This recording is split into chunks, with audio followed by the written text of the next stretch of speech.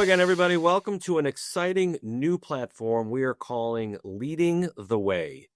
The goal of this podcast is to share stories and learnings from leaders across different industries. For each episode, I will be joined by Auto Driveaway President and CEO Ruth, and special guests who will share their philosophies on leadership. Hopefully, we'll have a little bit of fun along the way as well and share some stories. So, Rod, are you ready to roll? Yeah, let's do it. All right, so let's jump in. Today, in our inaugural episode, we are joined by Mr. Ed Peper. Ed is a auto and transportation industry legend, I would say. Icon, not to oversell you, Ed, but welcome to our inaugural Leading the Way podcast. Thanks so much for joining us. My pleasure. Thanks for Ed, having me, just as guys. a little bit of context, you were at General Motors for nearly 40 years. Just give the audience a little bit of a Reader's Digest version of your background and specifically about kind of your leadership tenure and different roles that you had at GM. Yeah, I worked for GM for, as you said, Kevin, for 40 years. I had 17 different jobs over the years in 11 different locations. So my wife, our first 20 years of our marriage, I think we had 10 houses together in different parts of the country. So it was kind of like the military. We moved every couple of years. I say most notably, I ran Chevrolet as its VP from 2005 to 2009. I was really proud of our team then. Twice in that 4 to 4.5 year period, we were the number one selling brand in the United States. And so I was particularly proud of that and proud of the team there. And then from 2011 to 2023, I ran the fleet business. I was the VP of fleet for GM. And again, kind of a big highlight there was in 22 and in 23, we beat Ford in commercial sales. And that was the first time, I would say, in probably 25 years that we had beat them those 2 years. So it was a great career at GM. They were fantastic to me. They're still great to me to this day. And I'm really have been very privileged to have worked for such a great company. What a series of accomplishments for you. And we'll jump into a little bit of, I'd love to learn more about your different teams, obviously as part of this podcast, about the teams you led and stuff. But let's take a step back, because both of you have a very common, thread that runs through your lives, which is basketball, college basketball in particular. But, Rod, maybe you kick us off about, how you and Ed have this intersection of hoops. Well, I'll start by saying I met Ed for the first time at a conference, maybe 2 years ago. I went up to him and introduced myself because I knew his basketball background.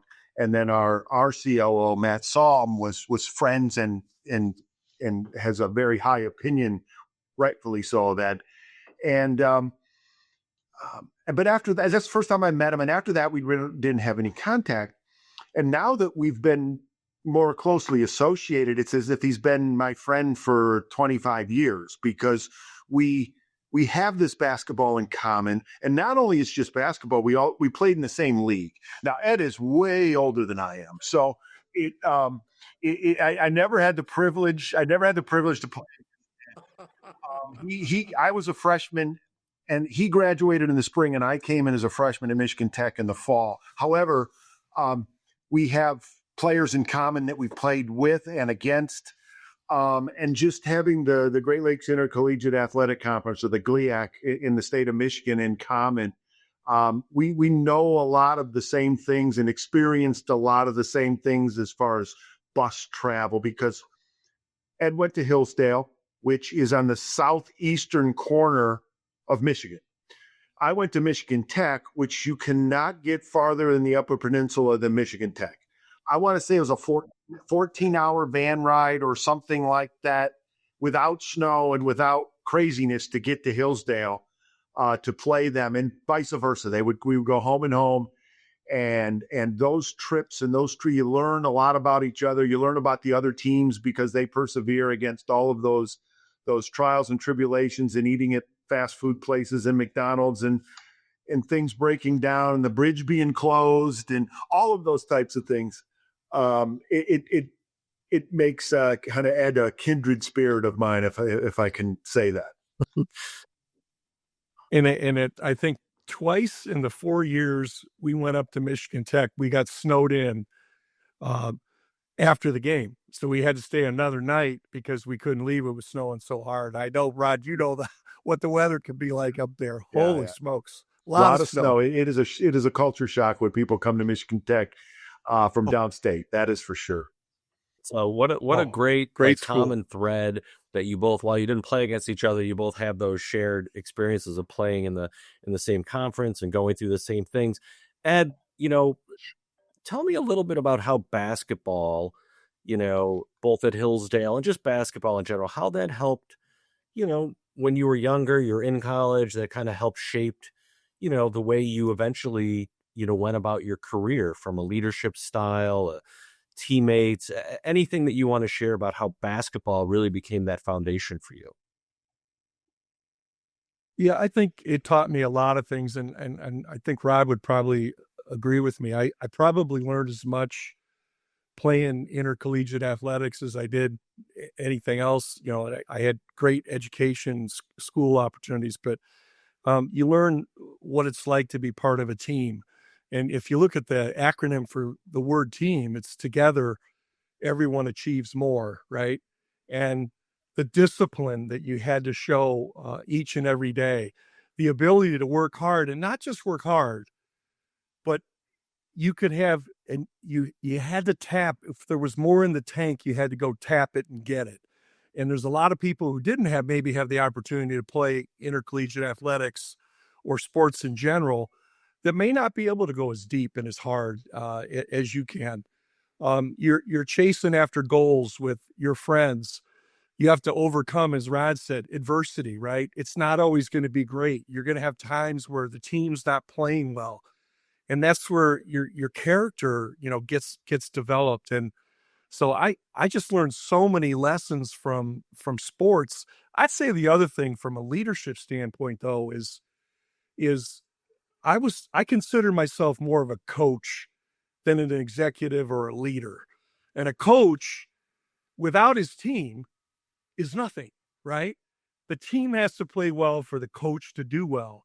And the coach is willing to help his players, to get in the trenches with them, to do whatever it takes to help the team win. And as I've seen from how Rod leads the team at Auto Driveaway, he's that way. He gets involved in stuff. He wants to help his team win and deliver excellence again and again and again.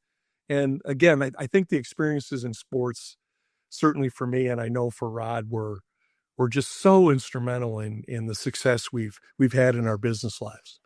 Yeah, I echo everything Ed just said. It gives you the opportunity to work with different people. It gives you opportunity. And in my case, I had 3 different coaches in 4 years. And so you learn, you can push yourself to the limits, but if that's not focused on winning on the team level, it may be good for you, but it's not good for the team. I can tell you sports has shown me poor leadership as well, what not to do, how not to act, either another team, a coach. And, coaches are a strange thing. Ed referred to him as a coach, and I can definitely see that in him. Coaches can no longer perform the act on the floor anymore or on the field anymore. Their job is to get their team to know how to do that, to know how to move cars, in our case, from point A to point B, know how to box out, know how to play defense. It's no longer good enough to say, I used to be able to do that. Now, it helps because that gives your team some knowledge that okay, he may know what he's talking about. But getting people motivated to perform at levels that they never thought they could do before is sort of a leader's job. And you don't necessarily need to be a subject expert in efforts to do that. It's a personality and it's a characteristic that people have in efforts to get people to achieve things that they didn't think they could do. And I think Rod makes a great point there, Kevin, too, that you can learn things from bad leaders too, things that you don't want to do, as a coach and a leader. And I think the other thing is as I look at it from a leadership standpoint, you manage a big business, you have to empower your team members to play their position and do what they do, because if they don't do that, you don't have time to do their jobs for them. So that whole notion of empowerment and letting them do their thing, and they may do it differently than you, and that's okay. But empower them and walk away, be there for them to support them, but let them do their thing. And I think that's really, really I think those are great. Those are great nuggets, that you probably learned early while playing sports, and then you transitioned, you both, moved into the business world, and you evolved, and you touched a little bit on it, Ed. Maybe it's as much of things that you see that are maybe not the way you want to do it, that are as learning as others. Were there mentors, or as you guys grew and started to, go through your early part of your careers and then in the middle of your careers, were there specific mentors or leaders who stand out to you, who either showed you, I want to be more like that person, or boy, that's something the way I would not do it? Like, are there any nuggets that you guys can think of that jump out to you? Go ahead, I was going to say, I can go back to my college experience. I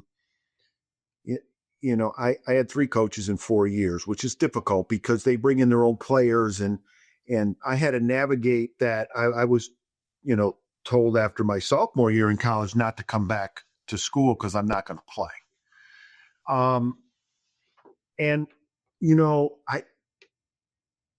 That coach that told me that my sophomore year got terminated halfway through my junior year.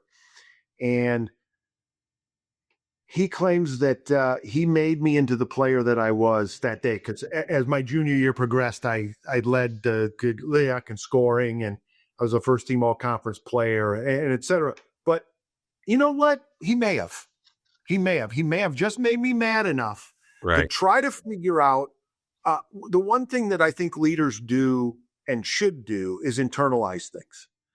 And so he got me thinking, what do I need to do to play? What do I need to do to get better? What do I need to do to help the team win? Now, I don't know that was his original goal. Right. So he was either a jerk or a genius.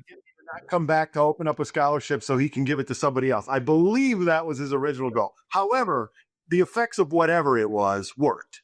It worked. I became a better player. I became a better leader for the team. The team became better. And we moved on from there. So that would be an example of a coach that probably showed me a little bit more of what not to do. But I'm not in his mind. I didn't know what his motives truly were. I can only guess what those are. But the one last, the assistant coach I had, Jeff Cotilla was the head coach. Ed played against Jeff. But the assistant coach, Kevin Luke, was assistant my senior year. And then he went on to be the head coach at Michigan Tech for 27 years. He's the all-time winningest. He was coach of the year several times, national coach of the year several times. He taught me a lot in that 1 year. His intensity, he was, you play like you practice. And if you don't practice hard, you're not going to play hard. This doesn't happen when you put on the uniform and there's referees out there. You've got to do it every day in practice. I think business is like that too. We try to promote that here. We move 60,000 cars a year, one at a time. And so we have to be good every time. Not just, we're pretty good. We win most of the time. No, we win, or we're supposed to win every time. And I think Coach Luke, he just retired a couple years ago, but Coach Luke, even in that 1 year, kind of really hit home that thought process about you have to be good all the time, and that will make you good when the time counts, which is during the game. So, yeah, I had a couple of mentors when I first started at GM. I worked with the Cadillac division, and I was probably one of the youngest district managers they ever had. So I was working for a very seasoned guy, and he helped me so much, Kevin, from how do I open my mail? How do I develop a daily to-do list? He would give me ideas for promotions with the dealers that I was working with. And what he said to me was, hey, Ed, I'll continue to feed you ideas, but you got to do them. If you don't do them, then the ideas are going to stop coming. And he said, you got to look sharp, be sharp, act sharp. And his name was Bob Napick. I'll never forget him. And his birthday was the other day. I think Bob is close to 80 now. And I sent him a note the other day, and it's as if it was yesterday, right? But his help was so instrumental to me. And then later on, I had a unforgettable figure as a leader. His name was Pete Gerosa. Pete Gerosa was ultimately ended up to be the head of sales for all of GM. And he was a very tough Italian mafiosa type with a cigar in his mouth all the time, and really, really tough and kind of salty language and everything else. But what did he do for me? He gave me and a lot of the other young people at GM that he saw some potential and promise in, he threw us to the wolves early on in our career.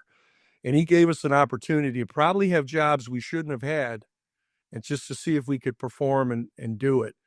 And he was so tough. His feedback was immediate. If you screwed up on something, he was calling you and ripping you. If you did something well, he's calling and congratulating you. If you needed something, if I needed 500 cars to give to a dealer, he'd say, let me check on that. 5 minutes later, he's calling you back, say you got the 500 vehicles, you better sell them.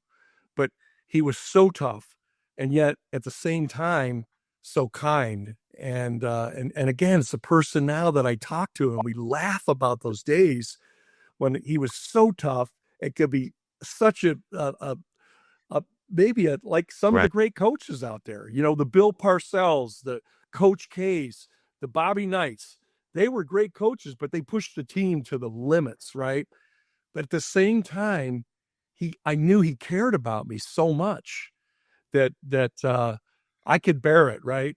And he helped me succeed. No, thank you. Those are great nuggets from both of you about, over your career.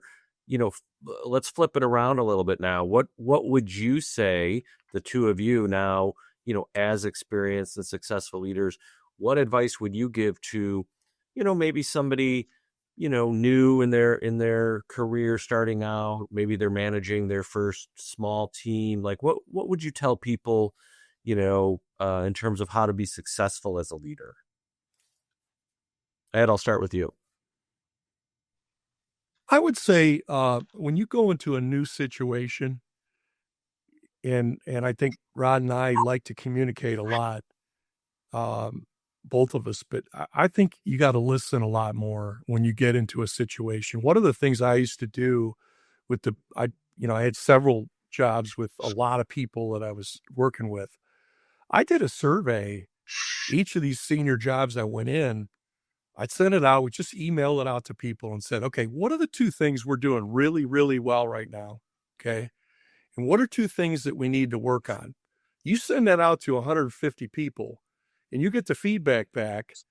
You can pretty much determine what's going well and what may not be going so well and what needs to be worked on. I also think as you get along in leadership, you got to develop trust. And I think one of the things I've seen with Rod, with all of you and your team, Kevin, and Rod's team, is he's not afraid to be vulnerable as a leader. Some guys think they can just dish out the directives and let's just go do it and you better get it done or that's not how Rod operates. That's not how great leaders operate. They're vulnerable, right? They're not afraid to talk about their family or what's important to them or that they care about you. And you develop that trust with people. You can do a lot of things. And I've seen great things happen when people trust you as the leader. They're going to go that little bit of extra that maybe some are not able to get out of their team. Sure. They'll do that for you. Yeah, I would agree with that. I was lucky or unlucky enough. Ed's kind of stayed in the same industry, at least different jobs, same industry. I coach college basketball. I've ran athletic clubs. I've ran thrift stores here in the Chicagoland area. And then when I joined Auto Driveaway back in 2006, I didn't even know this business existed. And the advantage I think I had there is, or at least my experience, in every place that I've been, I believe the core personnel knows what they're doing. I think they have the knowledge. They clearly had more knowledge than I did, considering in the driveway business, I didn't even know that existed.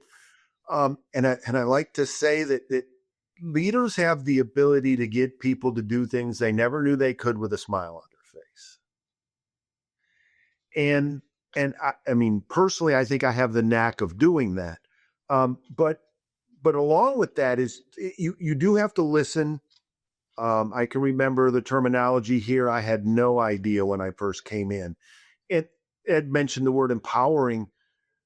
As a new leader coming into a group, especially if you're from the outside and not internal, listen to your people. They know they know it's they know how to climb the ladder. You just got to make sure it's on the right wall, right? That, as the old saying goes.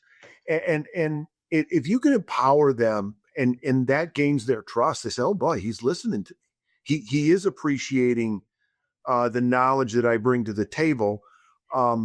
That's very, very, very important to an organization, especially a new leader coming in. One of the issues that they face is they want to prove themselves. They want to show, because if they're middle management, they want to show the top management that they have what it takes. And it's very hard, but the reality is, if your people shine and you've got good leaders above you, they will see that and you shine. Again, going back to the coach, there's certain coaches that have personalities. Ed mentioned a few of them that are sort of bigger than Bill Parcells, bigger than the program. Some of the John Wooden, sort of bigger than the program, but they never let themselves become bigger than the program. People may have thought that. And the players, you got to let the players play. You got to let them do their work. And again, steer them in that direction for success. But leaders and new leaders, that's hard for them to do because they want to show what they can do. And the reality is they're there to lead their team and show what the team can do. And I think that's the hardest thing for a new leader to come up with is your team needs to have success. And then in turn, you will have success. That's kind of how it works. That's how I look at it. Mary Barra, Kevin, who is just a great CEO at GM, and I knew Mary very, very well. She said, when you look at your team members, the teams that you're leading, assume goodness. Assume goodness. Again, what Rod said is that they know what they're doing. They want to do a good job. They want the company to succeed. They want your business unit to succeed. But assume goodness.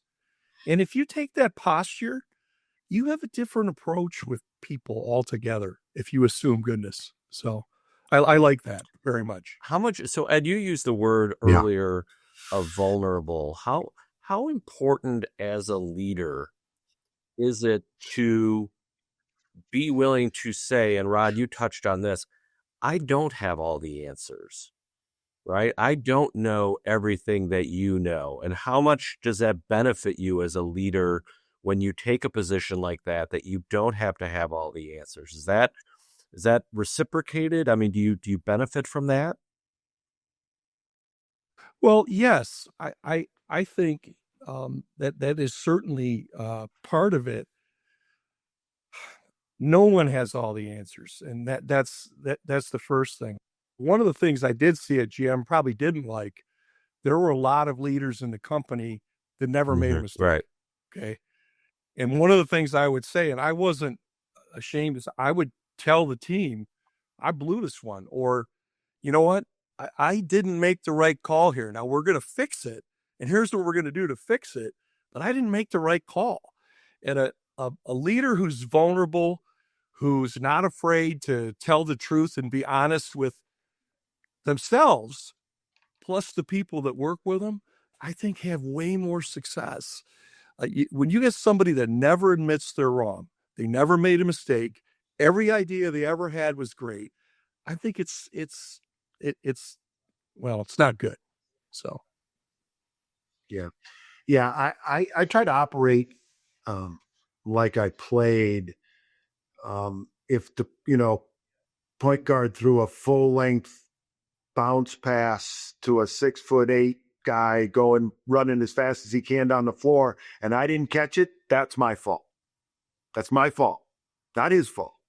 It wasn't a bad pass. I got to catch that. I kind of say here in all the businesses that I've been in, I take the blame, you get the credit.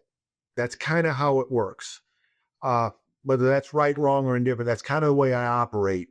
Because the leader is the leader. The buck stops at them eventually. Now that goes with what Ed said. Nobody knows everything, and admitting you're wrong is a powerful tool for your people to again see that vulnerability and understand that just because you're the leader doesn't mean you don't have room to grow as well. And if you can show that growth, that shows them that, hey, I know I need to grow too. And so I think it's really important to, admit when you're wrong, definitely.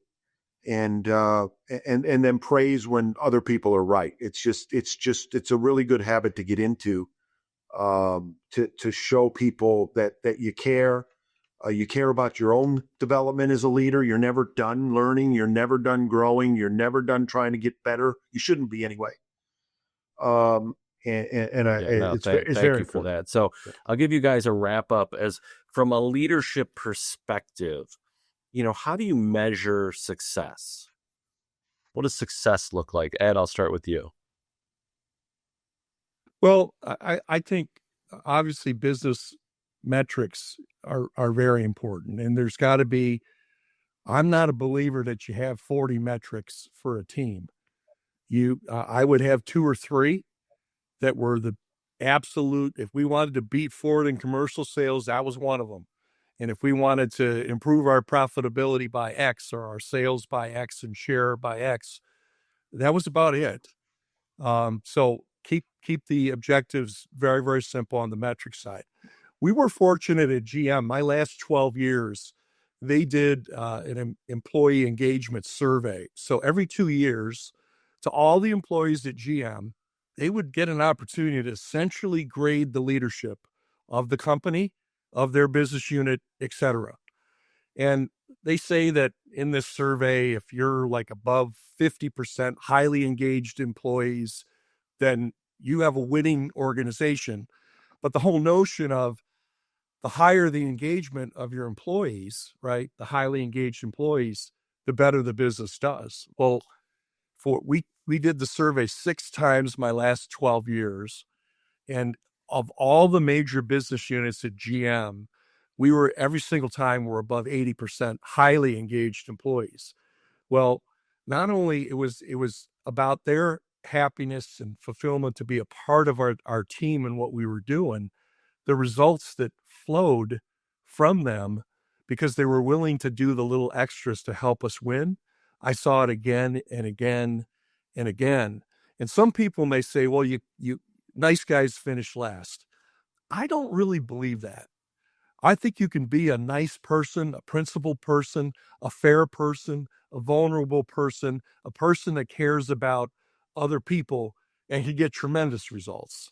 And you don't have to be a jerk or a somebody who's really, really hard on people. So yeah, we used to measure it. It was fortunately with the company, 50% of our grade as leaders was our metrics, and 50% was our engagement of our employees.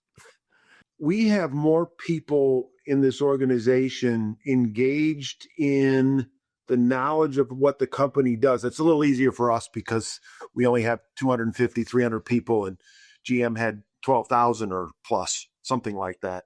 So it's easier for us to engage, especially further down in the organization. But our people are engaged. Our people are empowered to make decisions. And that really bodes well for the success that we have as a company. Because look, technology is fantastic. It's necessary. But if it wasn't for our people and the way they present our company, and they present it because they're engaged, it's all the difference. It's all the difference in what we do. Yeah, no, well said. So, Rod, thanks for co-hosting this with me. We're on our way to, leading the way, as we're calling this. And Ed, thank you so much for joining us. Always great to hear from you. And I think, the experience that you've had and bring to this topic are is phenomenal. So thanks so much for your time today, and look forward to talking to you down the road.